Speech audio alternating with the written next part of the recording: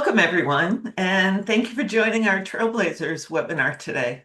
My name is Sheryl O'Connor. I'm the CEO and co-founder of IncomeConductor, an award-winning retirement income planning technology that engages your clients in the planning process and delivers income certainty, not probability. Our Trailblazer series highlights the people in our industry who are forging new paths and developing new ways to achieve success while providing great outcomes for clients. We welcome your questions, so please type them into the Q&A box at any time during our discussion today, and we'll try to get to them at the end of the webinar. So it's my pleasure to welcome our Trailblazer today, Kelly Waltrich, co-founder and CEO of Intentionally. For over 20 years, Kelly has been a champion of the role of marketing in the financial services industry. As former Chief Marketing Officer at eMoney Advisor, excuse me, and Orion Advisor Solutions, Kelly built marketing teams from the ground up, developing the engines that would fuel the highest periods of growth for both those companies. She designed the strategy behind several successful rebrands, acquisitions, and product launches, including spearheading the development of 2 advisor marketing products, all the while creating unmatched overall brand visibility and helping to turn company executives into industry thought leaders. A thought leader herself, her work has earned her recognition as the first wealthmanagement.com CMO of the year and one of 2025's top women in wealth tech. Congratulations and welcome, Kelly. It's a pleasure to have you on as my Trailblazer guest. Hi, Cheryl. Thank you so much for having me. Hi, guys. Thanks for joining the show. Really appreciate it. So I always like to start with my guests by asking them if they can share with our listeners the why behind their journey. What inspired you to focus on marketing versus other areas in our industry? Oh my gosh. Okay. So, Cheryl, you're going to laugh at this, but I used to try to sell my grandmother's things back to her. I remember like putting on commercials for her and trying to sell her things back to her. I'm very young. And so I'm not one of those people who had to figure it out. Like I knew that that was what I loved. And here's the story. I had a mentor. My first job out of school was at a wealth management division at a bank. And I had this guy who he was an older gentleman. I had lunch with him every day. And he basically said to me, Kelly, this industry doesn't have enough women. I know you just landed here out of college. You probably needed a job, which was the truth. He's like, Mhm. but if you do this right, he's like, you will have a very long, successful career. He's like, make a path super intentionally through the industry to get to where you want to go. And I think about him so much, and I think about that comment, and that's really what I did, Cheryl. I showed up at everywhere an advisor works. So a broker dealer. Mhm. I worked at an RIA. I worked at, the fintech companies. I tried to figure out every point of view for a financial advisor so that I could be an authority in how you talk to them, and how you message to them and how you market to them and how you get them to take action. And then the same thing for the investor. So it wasn't an accident. It was very intentional. And at the end of the day, I love trying to figure out what makes people do what they do. Like Mhm. what makes them engage, what makes them take action, what makes them take the next step, what makes them get excited. And at the end of the day, that's really what marketing is all about. Wow. So I'm hearing a lot of curiosity and passion. And I'm sure our audience wants to know, did your grandmother ever buy anything from you? Did she buy her stuff back? I'm sure she did. Okay, She was the best, so I'm sure she did. But yeah, I have home videos of that, so that we can show those at a future date. But that's awesome. yeah. Yeah, so obviously marketing has evolved over the past couple of decades tremendously as new technologies. We've seen an increased adoption in automated marketing tools, especially over the Yes. past few years. And I have to say that sometimes being the target of those they can feel impersonal and generic to the consumer. Um, how can advisory firms who are using these tools differentiate themselves from their peers? That's a really good question. Okay. So, first of all, I want you to know that I am not down on the AI tools because Mhm. here's the thing. Everybody needs a starting point. Would I love for all advisors to set up a strong inbound marketing engine where they're not blasting everyone from an AI outbound tool? Yes. But that takes years of foundational Mhm. work and that takes money. And the fact of the matter is, there always needs to be a starting point. Right. Orion started with a list somewhere and started reaching out. So I think that the tools that are coming about and getting placed in the hands of advisors are giving them a starting point. Now, Mhm. if they take it and run with it, guys, if you take it and your goal is to just continue to cold blast people, then you're not getting the point. So let me tell you a little bit of a story um, that might help you understand how to better use these tools. Um, I landed at eMoney Advisor after the career journey that I just took you through, where I worked at a lot of different places that engaged advisors. I even did life insurance. That was a journey. We should talk about that sometime. I did underwriting for life insurance. That was wild. Well, Um, so I landed at eMoney and I was young and I was figuring it out and I had the passion, but I didn't necessarily have all the skills and I got given the marketing team. Uh, Shout out to Edmund Walters who decided that was a good idea. Um, and I started Googling. I'm like, okay, I have to build a team and I have to do mhm. all these things that I've never done before. And my search must have triggered HubSpot to send me an email that said, Kelly, congratulations on your new job.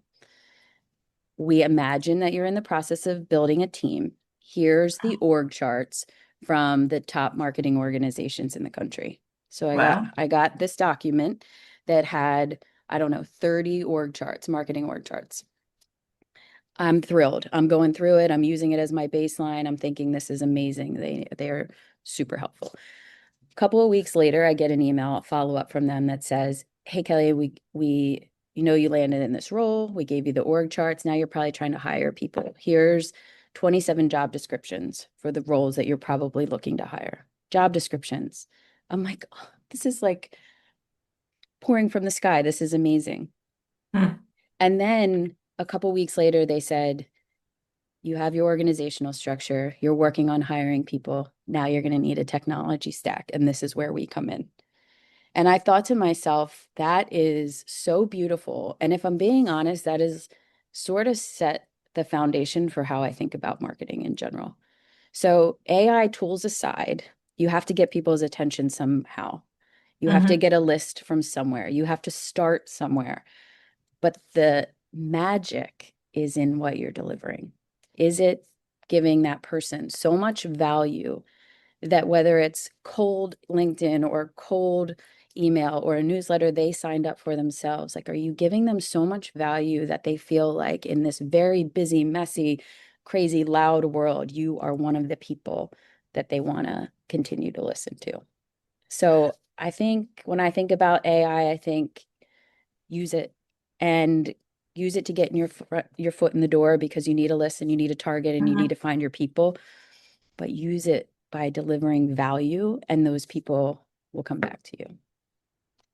So you talk about smarter growth starts with trust.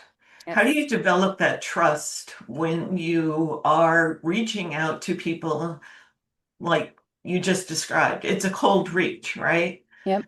They found out that you were new in this position and they targeted you. What, how does that parallel an advisor? How can they build that kind of trust?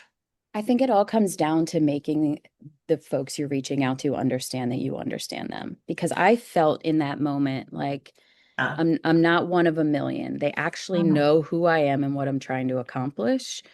And they want to help me. They want to give me tools to succeed.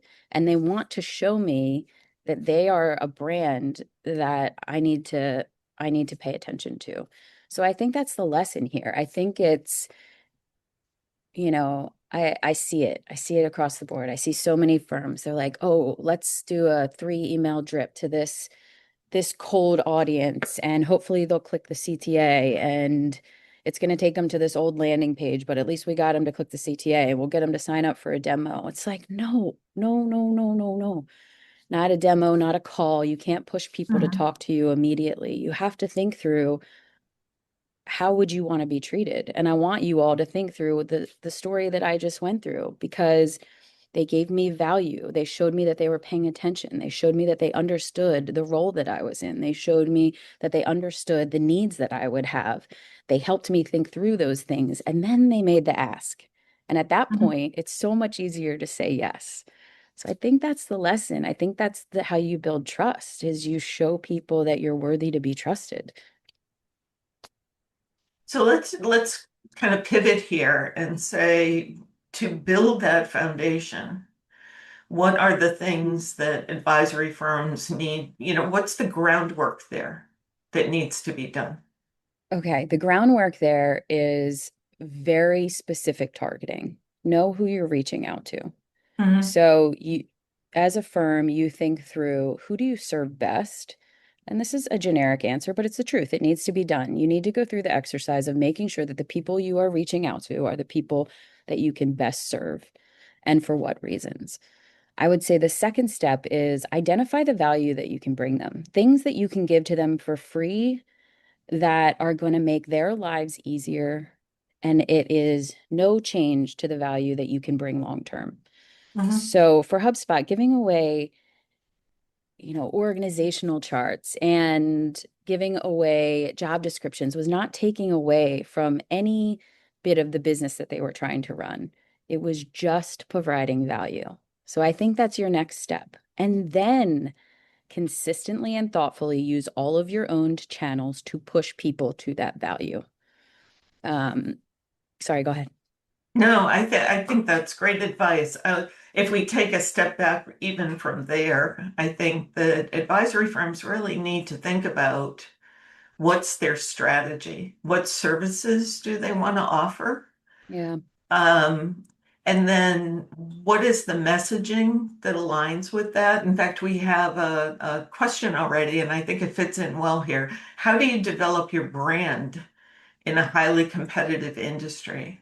Oh my gosh. Okay, Cheryl, I'm super passionate about this. We actually put a press release out this morning. You guys are gonna have to check it out. We built a technology to help advisors do this. It's called Advisor Brand Builder. But I am so aggressive about the need to tell a really personalized story, because Mm. I think what happened was this industry sort of let firms think that starting their firm, they needed a logo and a website. A logo and a website. And everybody got a logo and a website. They're like, I have a brand, I'm good to go, I'm off and running. Mhm. And those were the steps for thousands and thousands and thousands of advisors. But they skipped some, right? Like, if those of you on the phone, did you skip some steps thinking about the setup of your firm?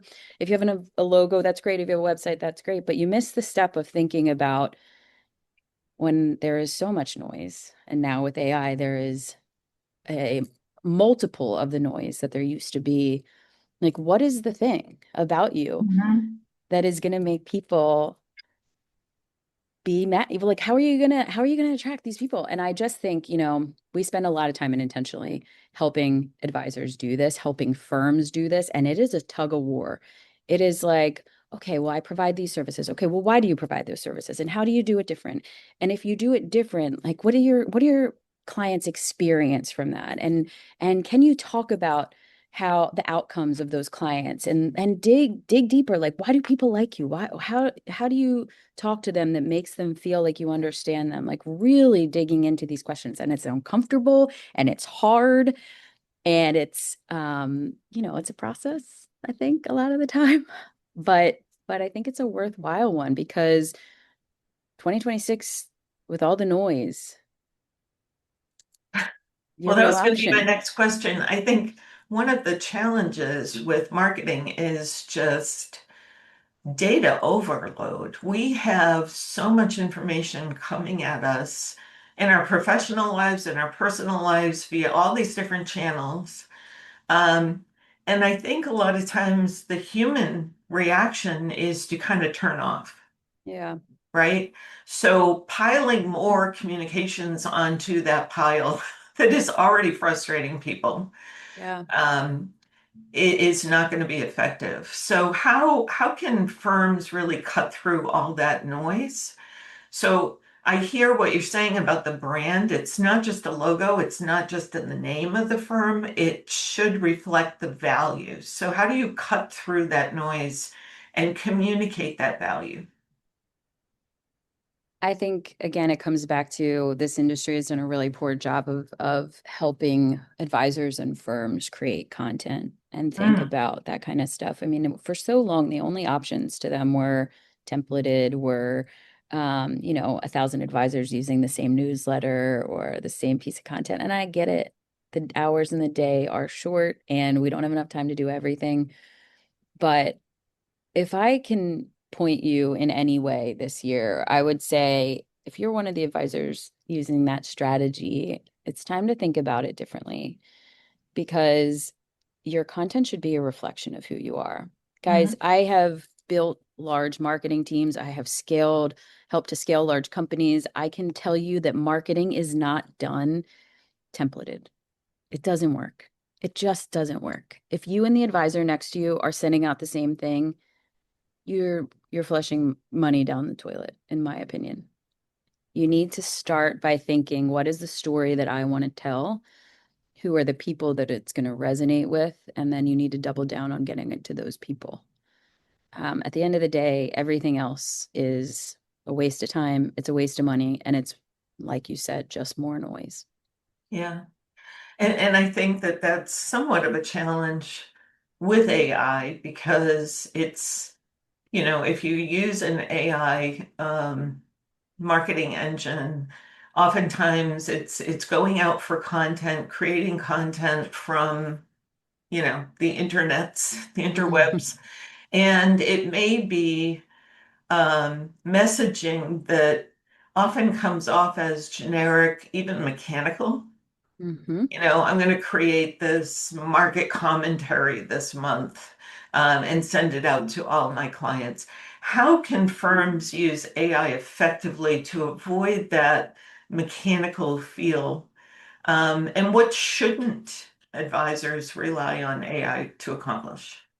Yeah, it's a good question. I feel like AI, the best thing about AI to me is that it gets to know you, right? Like I use ChatGPT every day. I'm not afraid to say that out loud. I think it makes people who move fast move even faster. And I have found that it is a huge value add to me. But what I love about it is that it knows me. It knows my tone. It knows my voice. It knows what I care about. And I talk to it to make sure that that's the case. Hmm. So I think spending time laying the groundwork for the way you converse is really important because sometimes I'll go back to things and I'll say, no, that's not how I talk. You know how I talk. We do this all day together. This Sounds is, like you have a very close relationship. I know, is that scary? Hey, I think you got to do certain things to get it right, but I'm not even joking. I mean, that is Yeah. conversation that I'll say go back and it'll say, you know what, you're right. You speak much more casually, you speak much more directly, and it'll go back and it'll make those changes for me. And I think that that's so important. Like, I think if it doesn't sound like you right out of the gate, then Mhm. that's square one. And then I think from there, if you take my advice from earlier and you embed value, I think that's a winning strategy. I think if you say, click here to watch my webinar, you're asking them to do something for you. If you say, click here to download something, again, you're making an ask. If you say, click here to schedule a call, you're making an ask. And I want you Mhm. to ask yourself, what did you do for them? What did you do for this stranger to earn the right to ask them to do those things, to take those actions? What did you do for them? And I think it'll spur you to think of new and unique ways to be valuable to this audience that you're trying to win in a lot of noise. So you're basically feeding them value content, right? Mhm. Information that will make their life better without them having to ask for it or, go through any hoops to get it. Exactly. Let me give you an example. So we have an advisor in Texas. He has his office is right next to a firm who's doing some layoffs like recently, Mm, one of the larger utility companies. And he came to us and he said, listen, I know their benefits package inside and out. I have many clients at this firm. I know what it looks like. I know the steps that they need to go through. I know the elections that they should make. I know the people that they should be in touch with, all the things. I know their benefits, all of it. He's like, let's create a guide that shows that we understand these things. So we created a checklist that we gave to people that said, hey, if this unfortunate event happens to happen to you, we understand the inner workings of your business. We work with a lot of executives there. Here mm, are the first 10 to 15 things we would do if we were you, and gave the checklist away for free. As a next step, we mhm, push them to a resource center with more resources around benefits, around compensation, around all the different types of things that they're probably thinking about as this is unfolding. So, checklist, resource center. And oh, by the way, we're in the building next door. We're going to host this little event where we're going to talk through all these things with people. Feel free to stop by. All you have to do is walk out of your building and into ours, and mhm, you're right here. So I think that's a good example of offering value, and giving options for greater support versus schedule a call, schedule a call, schedule a call. This is what's happening out there. right. So that's an approach that I want y'all to take. And then, Shaw, I know that we don't have all the time. I feel like I could talk all day. I could. But one of the other things I just want to say is this. I feel like where advisors get lost, guys, is in the volume of things. So you just heard Sheryl say that there's an immense amount of data. You don't have to play the volume game. This business is one where you get a client and they stay with you forever. And the value of that client is Mm, extremely high. And the cost to get them is very small in comparison, usually. So what I would say is if you're working with a firm like ours, or you're doing this on your own and you're generating interest, don't get caught in the volume game. Don't be like, oh my gosh, I had 50 people engage with that, or I had 200 leads come to me, and get lost in it all and come back to me and say, I didn't close any of them. They didn't turn into business. This isn't working. Because if you just honed in on two or three, learned everything you could about those people, dug in deep to their lives and anything that you could find online, made sure you were showing up where they are, made sure you were relating to them, followed up with more personal, then those three have 1,000 times better chance of closing than if you went back out to the group of 200 with something generic again.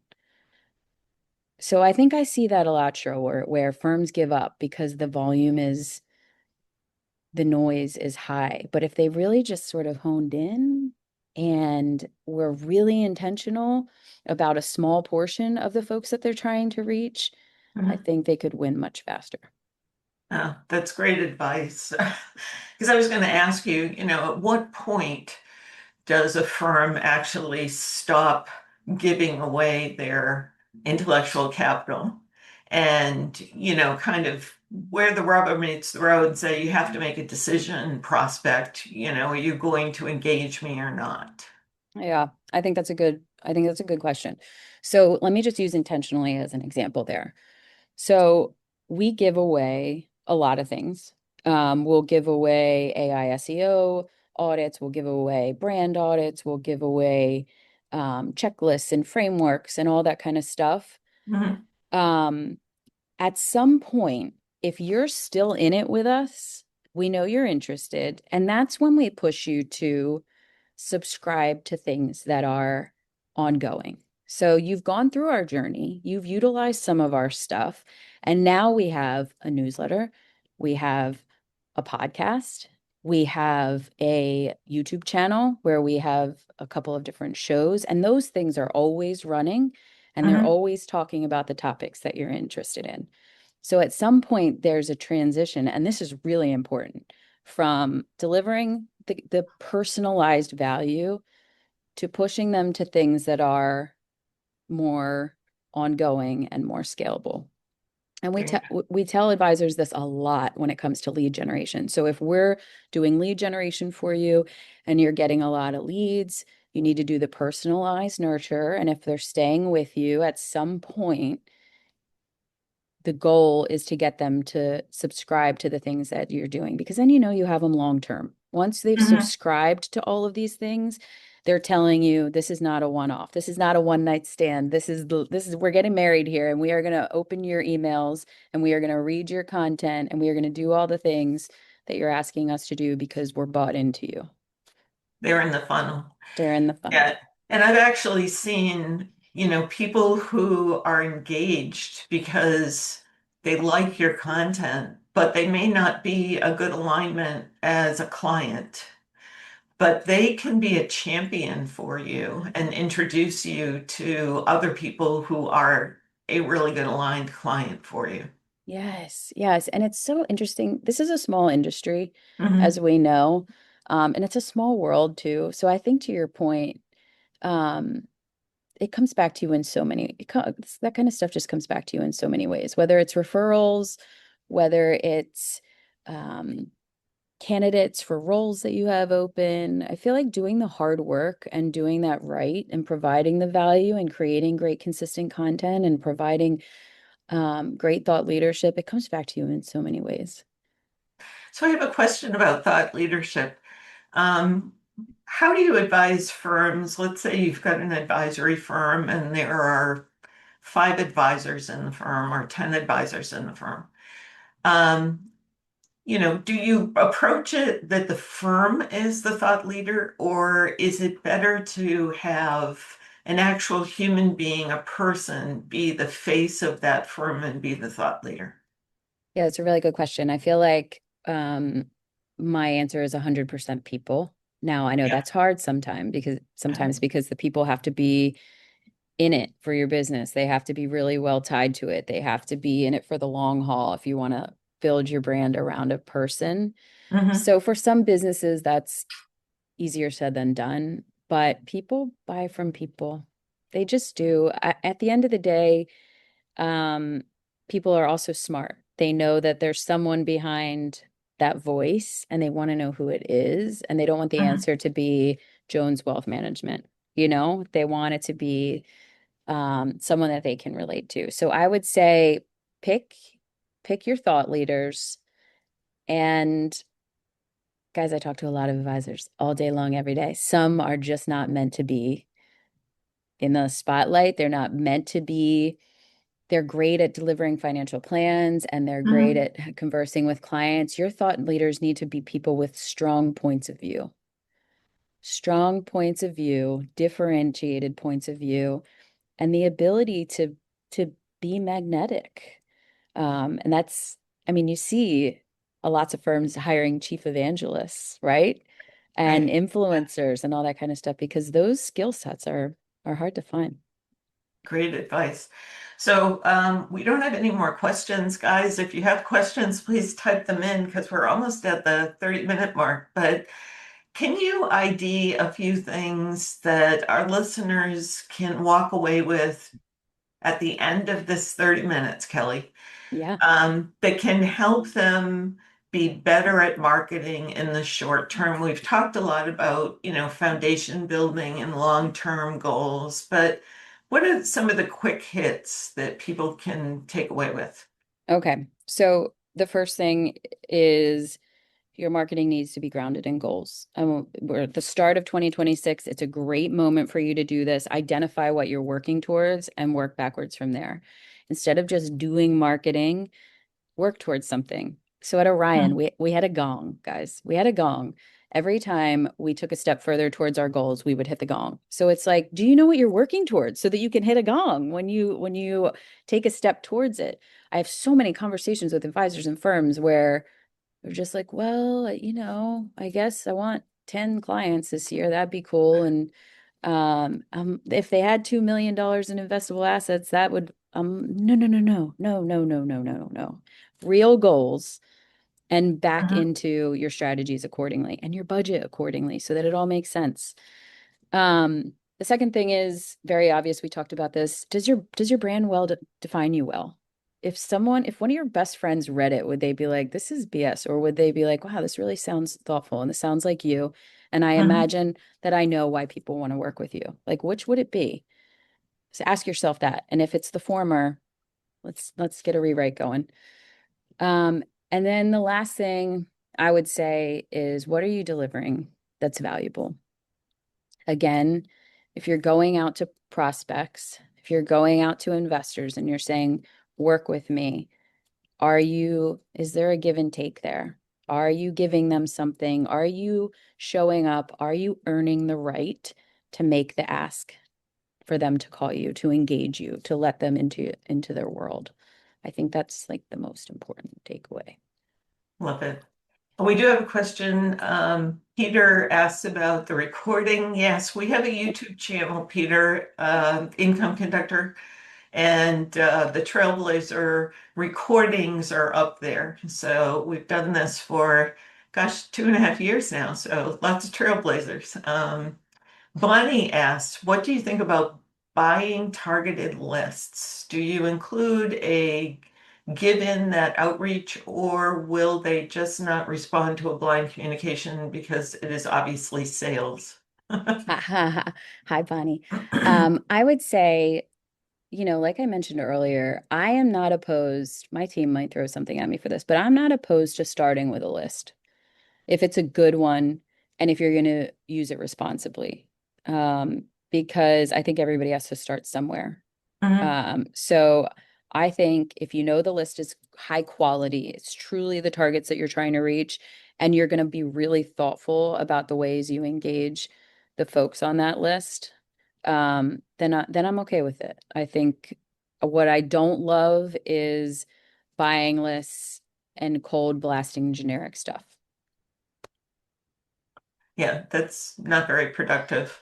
And I think that that's how AI can help as well in, identifying, as long as you're clear about who your target audience is. I think those lists can be developed, as you say, and be much more reliable and align with the target and the whether they be demographics or asset level or age, whatever. Um, that can be very helpful too. So I don't know where advisors buy lists nowadays like that, but There's lots of tools out there. You can connect with me after this if you want. We're partnered with a couple of really great ones that have lists built right into the email systems now. So there's industry related ones, and then there's some really cool non-industry related ones. So the lists are more readily available than ever. great. So speaking of contacting you, how can they get a hold of you, Kelly? Ah, um, go to intentionally.com. um and or intention.ly, sorry, not .com, and I am on our contact us page. You can get right into my inbox. I'm happy to chat with you. And Cheryl, I Wonderful. want to leave everybody with one more thing. To be good at marketing, it's a marathon, guys. It is. I feel like I've been running this marathon for 20 years, by the way. It is like wake up in the morning, think about how you are going to get in front of these people in the most creative and interesting ways. Mhm. So that's what separates the great marketers from the I'm just doing this to check a box. So as you're hiring for your business, as you're deploying tactics, as you're deploying budgets, like think about do I have somebody who's constantly thinking about the people that we want to get in front of and the ways that we're going to do it and the creative voice that we're going to put out there and all that kind of stuff? Because that's what separates the good from the noise, in my opinion. Well, they need to find somebody like you, Kelly. Ah, yes, come find us for sure. Thanks, Cheryl. Thank you. Well, thank you so much for being our Trailblazer guest today. I Yeah. hope our audience has enjoyed. We've gotten so much out of your advice over the past 30 minutes. So I Yeah. hope they walk away with some to-dos for today. Awesome. I appreciate you so much. Thank you so much for having me on. All right. Well, thank you all for attending today's webinar, and we'll see you at next month's Trailblazer. Take care. Bye, everyone.